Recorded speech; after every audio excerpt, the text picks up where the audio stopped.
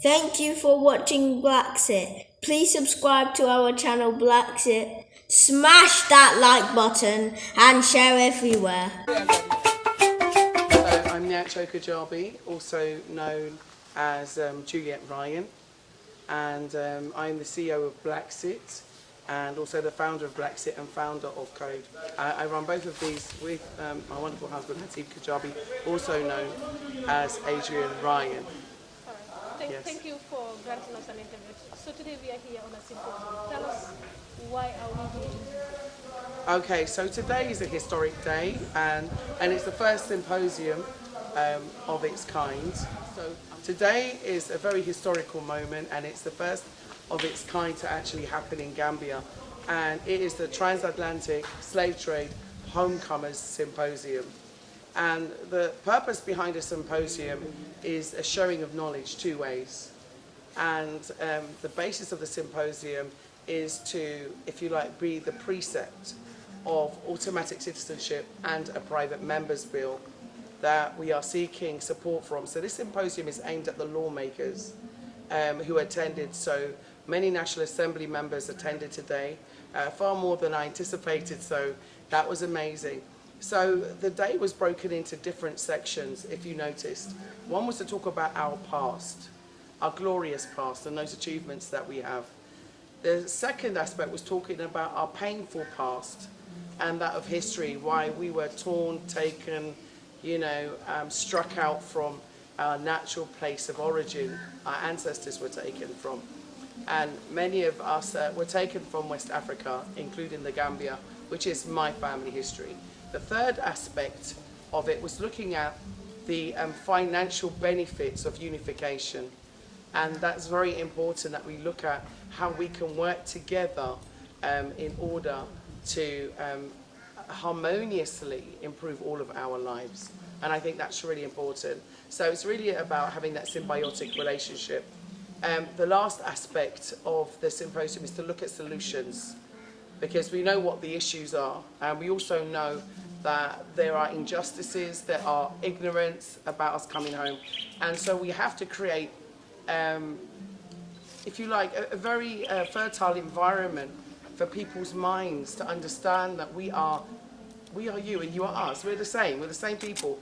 It's just the experience that we've gone through that has experienced that has separated us.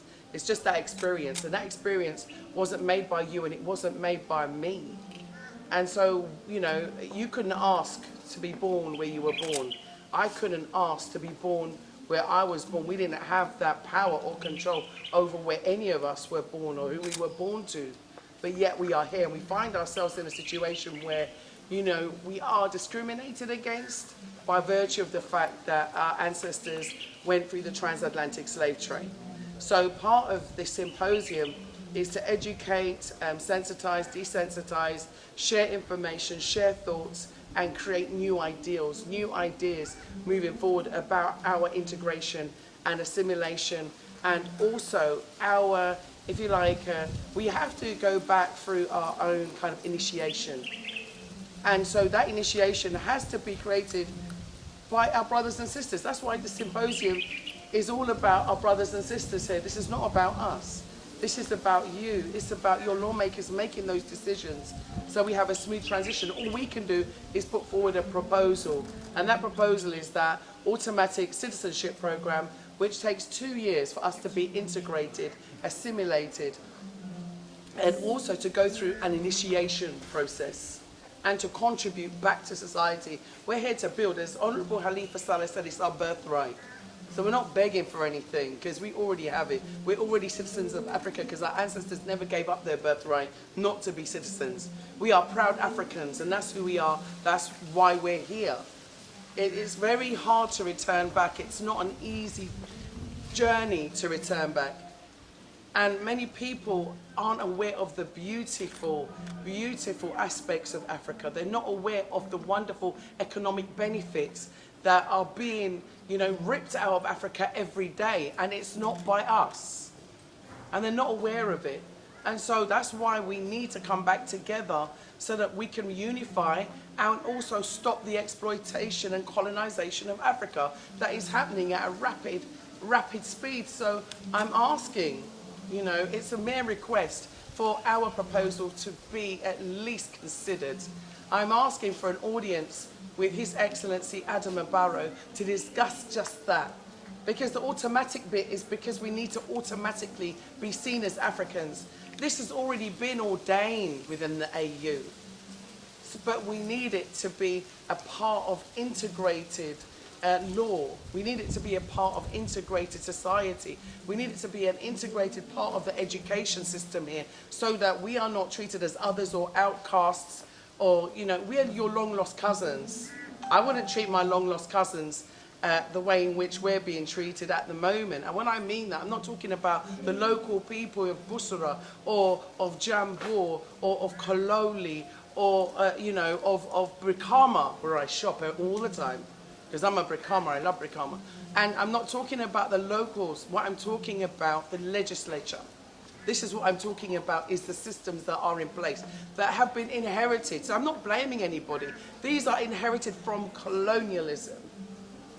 What I'm looking for is a magnification in terms of the changes, and also looking at the way that Pugami decided that he was going to eradicate some of these laws and, you know, make them his own. We can do the same. So the power is in the hands of the lawmakers, and that is why the symposium today was created for the lawmakers. And so it was good to see so many people come out, so many wonderful MPs come out. I know many are abroad, some are in South Africa, some are in Ghana, but the ones that are here did actually show up on a Sunday morning. So for me, this is a historical moment, and it's a step in the right direction that we know that there will be positive change moving forward. Madam, there's no place like home. No. How far have you gone with reaching out to the lawmakers in making your proposals being implemented? Yeah, we've actually been to the National Assembly. We were invited to the National Assembly by Honourable Suleiman Saho, who has created a pressure group. So there is actually a pressure group. There are 33 supporting MPs for the initiative of automatic citizenship. Now, if Gambia was to be the first country in Africa, which I hope it will be, to implement this law, it will change the world as we know it. Ghana has gone some way to doing this, and in 1 year, by inviting their family home, they amassed $1.9 billion. I've said it before and I'm going to say it again, that, you know, by coming together we can amass our resources, which is what we need to do. We're not going to create any indelible change unless we realize that all of the branches of the tree have to be included, from the roots to the stem to the branches to the fruit of the tree, and we are also the fruit of the tree. So, you know, coming back home is our roots. We're coming back to our roots. And by doing so, with that, we also bring intellectual capital. We bring financial capital. We bring resources and experiences. And we also bring knowledge. Knowledge that we take back from the West. So we can also warn you coming forward about the tactics that are going to be employed by the colonialists. Because they are still colonialists. They haven't changed. All that's changed is a suit and a tie. Instead of, you know, the Ku Klux Klan hood or the whip in the hand, or riding of them on the horses with the dogs and the chains. But it's still the same people that were on the boats throwing you off into the sea, into the Gambia River, where your ancestors' bones still ride today. They have not changed. Because they come on holiday and it's called Thomas Cook, does not mean that they are not still crooks. So what are some of the challenges that you people confronted since you approached this membership? I must confess, some of the challenges that I've approached is, you know, people talking about these people coming back and they want to take this and they want to take that. Far from doing that, it's exactly the opposite. We're actually coming to give back. And so we need to, you know, I think definitely stop the ignorance. No one cares when Chinese people come back here and they take all of the land in Kololi, all of the land, and take all the fish out of the sea, but they care about us coming back that haven't got the resources that China's got to take or to recolonize. So they need to be looking at who is recolonizing, because it certainly isn't us. So this is one of the challenges that we face, is the ignorance and the fear, and we need to do something about that. We have to now challenge those fears, because they are undeserved. They are they just are unnecessary is the word I want to say. Those fears are unnecessary. If I'm coming back to contribute to my village and to bring water, there is nothing wrong with that. If I want to contribute by sponsoring families, there is nothing wrong with that. If I want to, help to create a road in Namakunku to stop the flooding, there is nothing wrong with that. And we've got to stop hating each other and stop being in fear of each other, stop dividing with each other and start to come together. That is one of the challenges that I've faced, is that people have more of a fear of me than they have of a Tubab. How is that even possible? They will let the Tubab come into their villages and walk with their children. And some of these Tubabs are paedophiles. But they have no fear of that. They have no fear of Lebanese owning all of the shops and the supermarkets. No fear of all of the Indians running all of the construction in Jimpex. But you have a fear of us? And we are a minority, and we haven't even got anything because people are so scared of coming to Africa because of the impression that the Tubabs have given of Africa. So while they're creating a bad impression of Africa, we are, put off from coming home while they're coming here in droves. So we're trying to reverse that mentality. And that's what's important now, is undoing that fear. I don't want to hear people talk about, oh, they're coming to take over. Take over what with what? How can you talk about people taking over when you look at what the Chinese are doing? How can you talk about taking over when you look at what the Lebanese are doing? I'm not saying that there are enemies, but I'm saying that we've got to have economic strength in our own communities and in our own countries, because I know in England they put their race first. They have race solidarity, race unity, race priority. And Gambia and Africa as a whole has to have the same philosophy. If not, you will be re-enslaved and recolonized, and you won't even know it, because it's already happening. And it's like a silent takeover, because they're not going to make you aware of what they're doing. They're just going to do it. They'll buy one by one by one by one by one by one. And that is what is happening. Us coming back and only getting a little 50 by 50 is nothing compared to what they're doing. Thank you. Yeah? One nation, one Africa. Thank you, BlaXit family. Please keep watching, and remember, follow your dreams. Purchase your tracks today.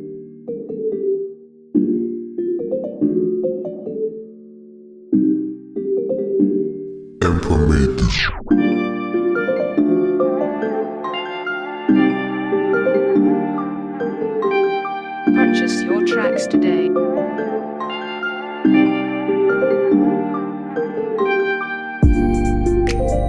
Purchase your tracks today.